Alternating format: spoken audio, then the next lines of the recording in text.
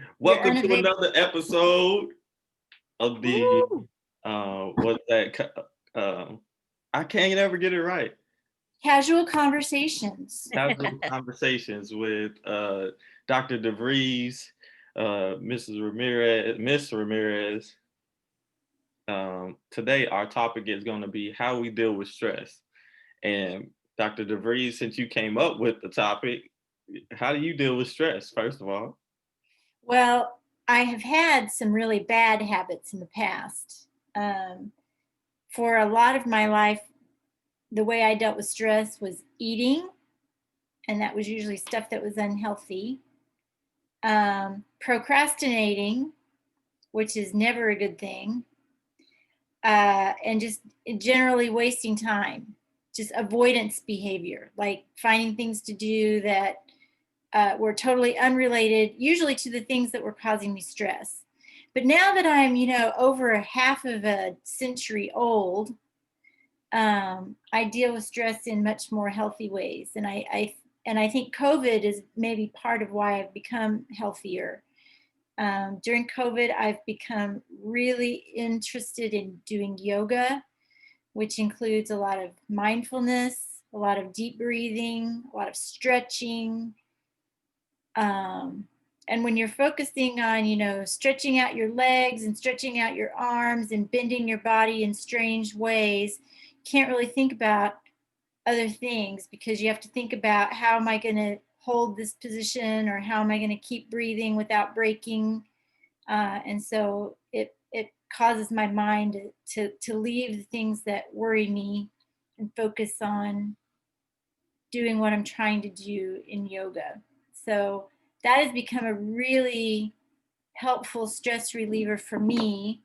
I used to walk a lot and I kind of got out of that habit too, but I'm back in. So my goal for now, between now and December 1st, is to walk 60 miles. So that means I have to walk 4 miles every day.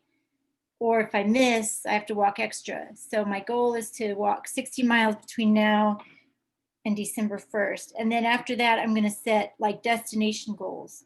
So I'm going to say, I'm going to walk from here to to five. Denver, but I'm not really going to go to Denver. I'm just going to walk however many miles it would take me to get to Denver. Ah, But I'm not, I'm, Denver's just an example. I don't know that Denver will be my goal. Maybe my goal will be someplace better than Denver. do you So think? that's how I'm dealing with stress right now. Do you think we add on stress by the actions that we do? Add on to our stress. So you said 100%. you said procrastination. Procrastination is one that kills a lot of people. That hurts a lot of people because that's piling on on top of the stress. Because I mean we're dealing with students, right? So in work, like if you leave an assignment to do later, we that adds on to what if something else comes up, Mhm. like, and then another assignment comes up that you have to do and another assignment, but you could have did it during that time period that you said, oh, I'm gonna just put it off to later. And that's one of the like success habits, like you have, like we have to as people understand that to we time is a valuable thing, and the way we use our time is more important than um, really anything else, because you only have a limited amount of time. And the way we procrastinate and that adds on to our stress is like, if we don't know how to manage our stress and we know we get stressed out because of this thing, and we don't know what life is going to throw at us, like we have students dealing with evictions, we got students dealing with deaths in the family, like we're in a pandemic. So just creating the habit and routine of walking every day or going for a walk before classes start, like that creates the habit. And I mean, the habit of doing things right when you that it's hard for me too. So I get it, but just little things at a time. And I teach a lot about reverse engineering. When you understand what your goal is, like you can reverse engineer that back and make it into smaller pieces so that it's more bite sized and manageable. And that's where procrastination gets us. Those pieces get bigger and bigger the longer we procrastinate, and then we have a whole pie that we have to eat, like, or a chocolate cake like on Matilda that Or Miss an Trunchbull wants us to eat. Now we need people cheering us on and everything. Now we don't know what we got to do. So I mean, I think a lot of it depends on like what we do to ourselves, and we create obstacles for us. What about you, Miss Ramirez? How do you deal with stress? Now, what is stress? No, I'm just kidding. For me, I guess that something that I've always done and I still continue to do is play soccer. I played soccer since I was like 6 or 7 years old, and I used to play a lot, like almost like growing up. I played clubs, so I would play a lot, and then in high school, I also played. So I would be going like every single day to the soccer field, and like if I had a bad day in school, like I would just release my stress and frustrations on the field. And I mean, I don't play daily now, but I try. I have joined a team now that I got back here into KC. So I play on Sunday nights. But during the week, if I'm really like struggling or I'm really stressed, then I'll just go to the park and kick the ball around. Or I like to paint. I'm not good at it, but I like painting. It's really relaxing. And I treat myself like once a month I go get like a nice little facial done, because like skincare is you know care for yourself. It's loving yourself, but it's also um, you know just a great time to relax. Like I just sit there, I close my eyes, and I just space out. So that's mainly how I deal with my stress, or I'll write it down. I'm a big uh, believer in like writing down Bars. your emotions. Yeah, bars. So I'll write down how I feel, or I'll freestyle how I feel, and just call it a day. do Those you are think? such good things. Do you And think? Go ahead. I was going to say that that facial every month. Oh my gosh, when you're my age, you'll be so glad you did that, because I did not do that as a young woman, and I was a sun worshiper, and now I'm paying for that as a middle-aged woman with brown spots and wrinkles, and I mean it's only going to get worse. So keep Yeah. don't stop that, Miss Ramirez. Keep those monthly facials, even if No. you have to do Yeah. them yourself. Oh no, for sure. Oh, I have all my supplies. Yeah, no, I'm good. Like I do I try to do I try to do like self-care Saturday, but then sometimes it just depends on the week. If I'm really stressed out, then I'll put on a face mask on like on a Wednesday or something. But I don't know, it's just really nice to like kind of have that relaxation. And I feel like I just started like getting into skincare a lot, just because I don't know, I had like when I was growing up, like during my middle school and high school years, like I had really really bad acne, like really really bad. And then it started going away like towards my senior year of high school and my freshman year in college and stuff. But I also feel like it started going away because I was just eating better and exercising more and stuff. And then these last years, I don't know, I just started getting into it. But like because I started watching videos and realizing how important taking care of your skin is, and all the stuff that that people don't really know about. And I was just like, you know what, like there's so many different things. Like you can't just like there's certain stuff that you need to know about how sensitive your skin is to certain products and things like that. And so I'm out here experiencing all that right now and like trying to figure out how my skin reacts to certain things. So it's cool. Do you think our stress relievers are avoidance behaviors too? Um, Do you just leave your stuff to go? I need to get um I need to de-stress, or do you think that is a thing? I mean, well, it depends on the like it depends on the activity that you do because like for example, if I go play soccer, it's because I'm trying to clear my mind. I don't want to think about anything. I'm just focused on the game. I'm focusing on like just just scoring, winning, sweating. That's it. But like when I go, like for example, I went Sunday to go get my facial, and while I was like literally just sitting there, I was just thinking about things that I needed to do and how to resolve certain things, like how to like just I was just prepping myself and stuff. So I was see, I feel like that's a Yeah. um, productive stress reliever, or like when you write things down, you're kind of taking time to think things through and analyzing your feelings or things like that. So I feel like it depends on certain things. Like Dr. DeVries was talking about going for a walk. You know, sometimes when you go for a walk, you just need to get out of the space where you were feeling stressed and going to a new spot and then thinking things through too. When you mentioned avoidance behavior, I wish I could tell you the author who included this in a book, but I can't think of the author's name.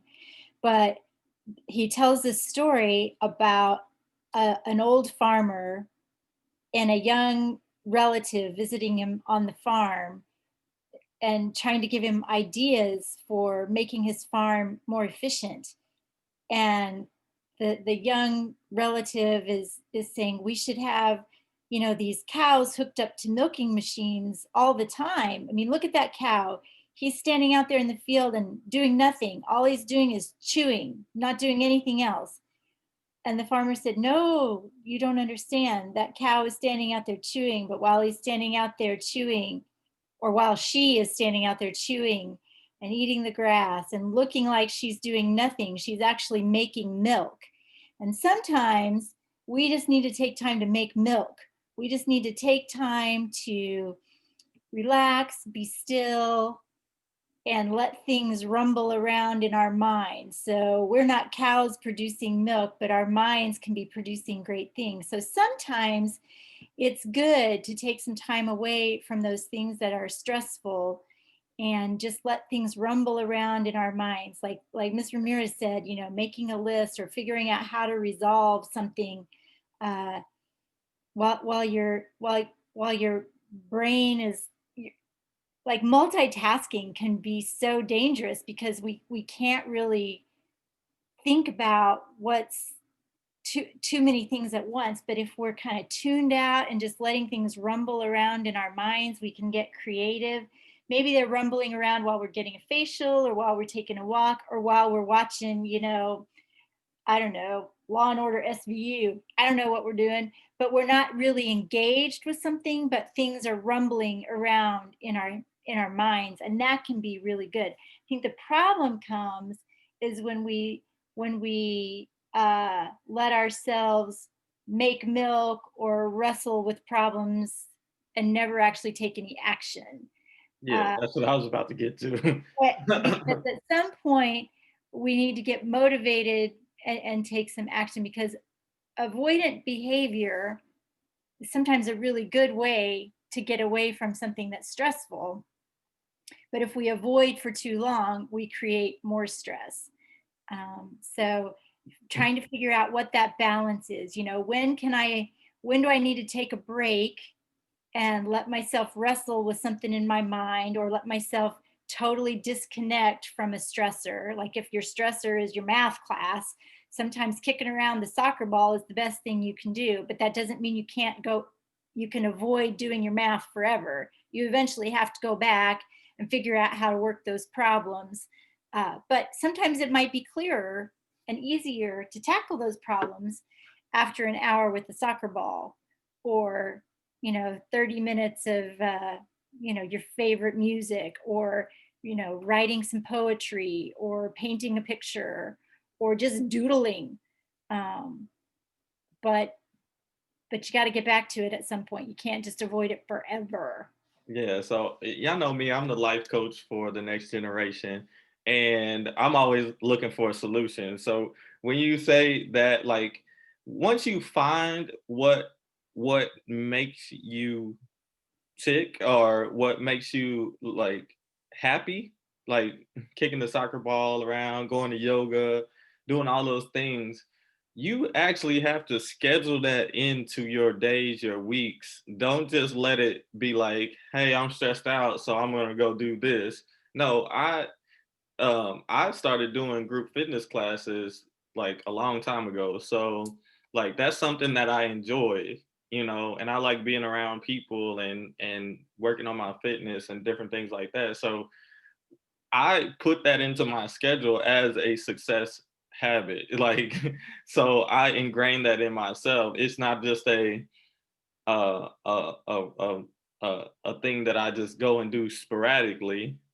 I put that in my schedule for those reasons so that I can go ahead and not have to focus on what I just came from, you know.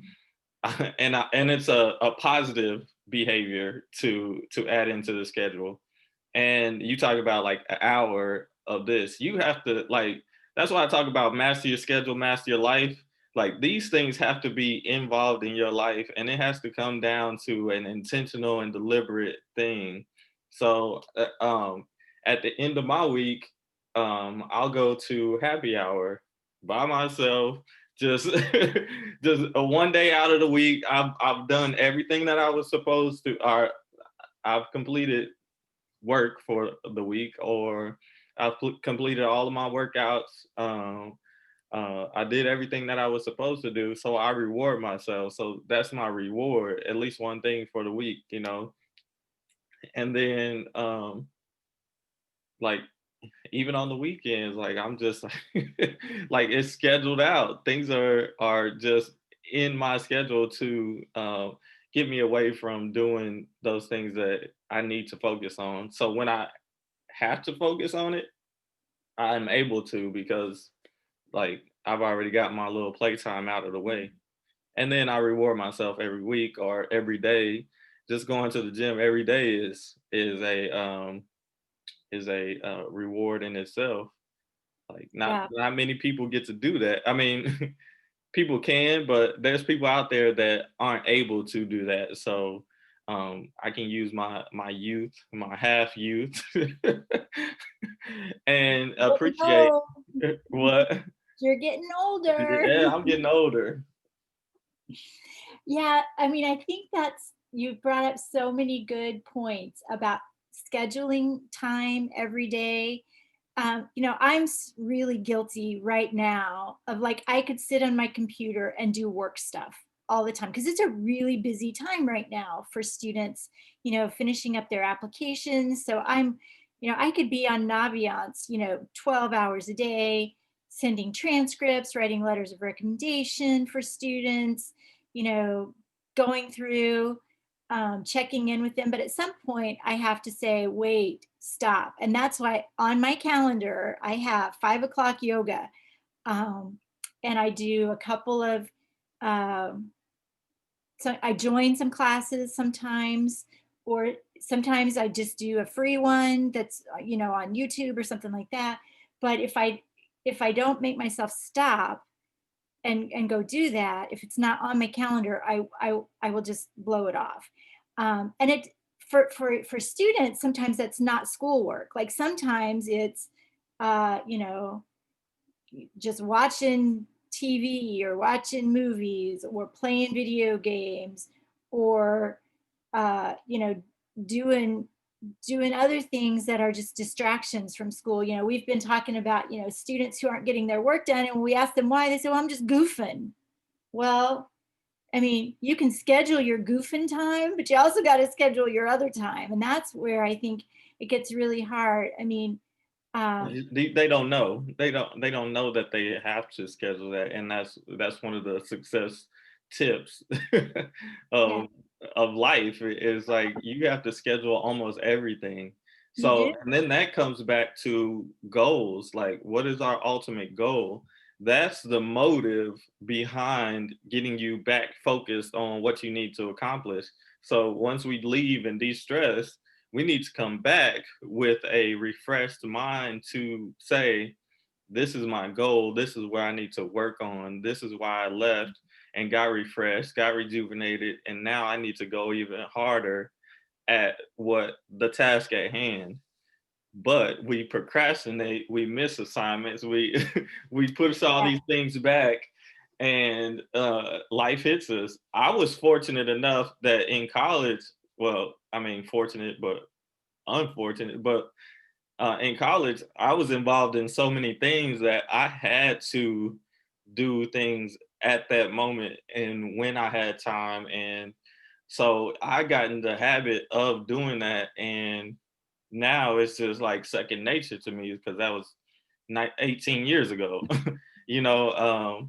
And it's something that like I see in students. I'm like, you have to do this. You have to look at your ultimate goal and your dreams, and because you can get caught up in working at Quick Trip and getting good money because you're in high school and end up being at Quick Trip and not go to college or look look to expand your knowledge to get a career because you're making good money, right? And then like where was your goals at in the first place? Right. I think I think definitely being able to like schedule your time around, even like I know in high school, I would try to schedule my time around like things like I knew every day I had soccer practice. So I was like, okay, I know I have this time, I'm busy. And then once I get done, I have this much to do homework or this much to, I think it's important to getting in the habit, especially if students are planning to go into college, because once you get to college, you're gonna realize you're gonna have a lot of time that's free time, but you're that shouldn't even be free time. Like there's other things that you should be doing, and you have to be able to already get yourself in that routine of, okay, I went to class today for like 3 hours and I have the rest of the day. That's pretty much up to me, whatever I want to do. You want to be able to schedule some time for you to relax, but also schedule some time for you where you're focused and you're studying, and you're doing your assignments on Man, time, forget not the that. day before. Forget that. It's college students, they ain't going hard enough. That's why college students like are regretting going to college because they're not getting the most out of that experience. See, when I went to college, like I got the most out of my experience. Like and I am going to pay my student loans back unless they forgive them. Like I'm cool with that too. But Could but happen. it could happen, but I'm not banking on that. But I paid for the experience, and I don't mind paying for an experience that's going to help me long term, right? And that's a part of investing in yourself. Like I invested in myself, and when I went, it wasn't just I was going to class and I was going to back to my room to go play video games. That was a part of it, but I was also a athlete. I was involved in an organization. I was a resident assistant. I did work study. Like all of those things play a part in the experience. So college is a place where an entity where you can still mess up and it not be an effect on your livelihood or whatever. So I was in these different organizations, different like I had um people relying on me. Like I had leadership positions, like I had my own goals that I had to, I still had to get good grades. Like there was checks and balances across the board to keep me focused on what was going on. So when I hear college student, like I don't give y'all a pass because I did everything and when like I didn't get a great GPA, like I got a 2.975, but um people be like, well, I got a 3.5 or a 3.9 or what. I was like, you just went to school, like that was it. Like I went to school full time, played basketball, was in an organization, leader in the organization, all of these different things. I'm like, yeah, like I got experience. Yeah, my grades aren't gonna look pristine 4.0 because I'm not sitting here studying all day long like I probably should have, because I wanted to play some video games too. I mean, yeah, like don't spend your whole time in college just studying away, because it's gonna Right. it's also gonna hurt your brain, but also like just making sure you set time apart to study though. Like I know for sure. Okay, so I guess what helped me is like getting in a sorority, because for example, for me in my sorority, we had a GPA that we had to maintain to be able to be active and be able to do things like that. So we would do study hours where we would get together and study and things like that, or outside groups. Like I know the Black Student Union would hold study sessions too. So being involved with organizations, like definitely they'll help you, because not only are they going to be providing you with opportunities for socials where you could get to meet other people and do fun activities, but they're also going to be like helping you with your academics and making sure you have the resources and about the writing center, or the tutoring center. So I feel like colleges, it should be about like the experience that you make it, but you don't want to be that person that's at the party and it's 11:40 and you get a notification from Canvas that you have an assignment due at 11:59, and you're just like, well, okay, I guess I missed some points, because 5 points matter in in college, like in high school. and in high school, like they really matter. Like 5 points, it could legit determine your letter grade. So you don't want to be that person at the party who all of a sudden your mood it gets killed, because you're like, wow, I just missed an assignment because I didn't schedule my time correctly. I wasn't organized. I procrastinated. Like, you know. That stuff is, I mean, It will happen. It will happen, but you don't oh, want it's gonna happen. you don't want to be a person that's constantly that person.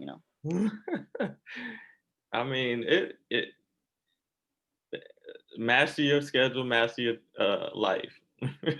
That's all I can tell you. Like, if you can master that, and they say you got to give people, or they give the busy people the extra work, right?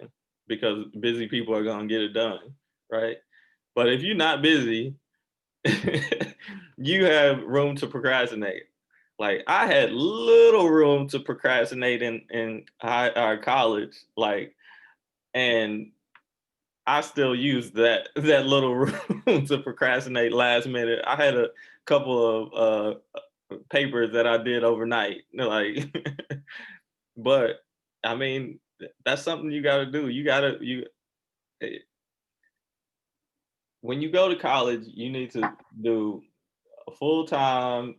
If you work and you have to work, but you got to get involved in at least one organization. Commit to one organization, and at least one organization, and move up in the ranks. Especially if that organization is a great organization that has a history, like that's one of the things that I looked at. Like, the organization I was in, the American Humanics Nonprofit Leadership Alliance, um, they had a historic history. Like, it was been on campus since 1948, and they had certified nonprofit professionals through the years. So it was like, I'm going into this program with a established organization that I can learn from and put all my efforts into growing this organization, being a part of it, and then becoming a leader. So that's the progression that we need to see in students across the board. Any final thoughts, Ms. DeVries? Dr. DeVries is Well, I was just thinking how different it is right now for students from when it was when I was in high school and college, and understanding that some of you are probably out there listening to this, and you're probably feeling a little isolated. Like, you're thinking, I wish I could waste time by hanging out with my friends. I wish I could waste time, you know, uh, you know, being with people, and that I know that's really hard. I get really lonely. You know, I think I said last time, my desk, and you're seeing my daughter's old bedroom. My kids are grown up, and it's just my husband and me in this house that used to have, two kids and all their friends all the time, and so it's really quiet, and I get lonely for being around people. In fact, I really want to go into school, but we've kind of been told we shouldn't because of some virus cases, and it's just uh, I know that's really hard for students. So, you know, I would just encourage you, if you're struggling with that, because that itself can cause stress, find ways to connect with your friends. I mean, Ms. Ramirez talked about study groups. I mean, there you can do a virtual study group. If you're all working on the same math problems, you can turn on Zoom and talk to each other and help each other out, and you know, you know, have a contest who can get this problem done first or whatever.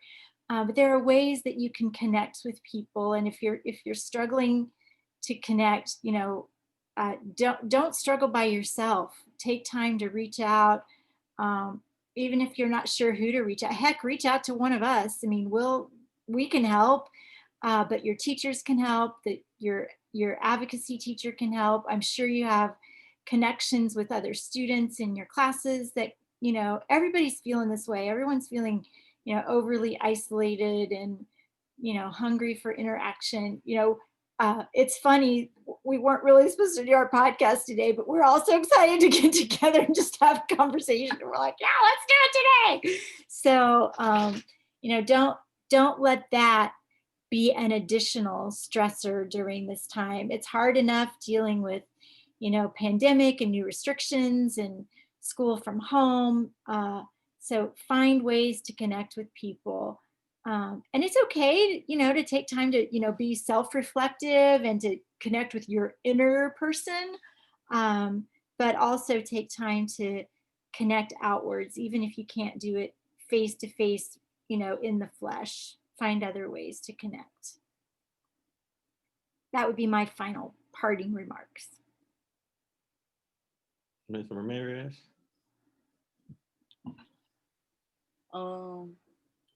I guess my thing is, if you're ever struggling with just school or life or anything, try to find something that brings you peace.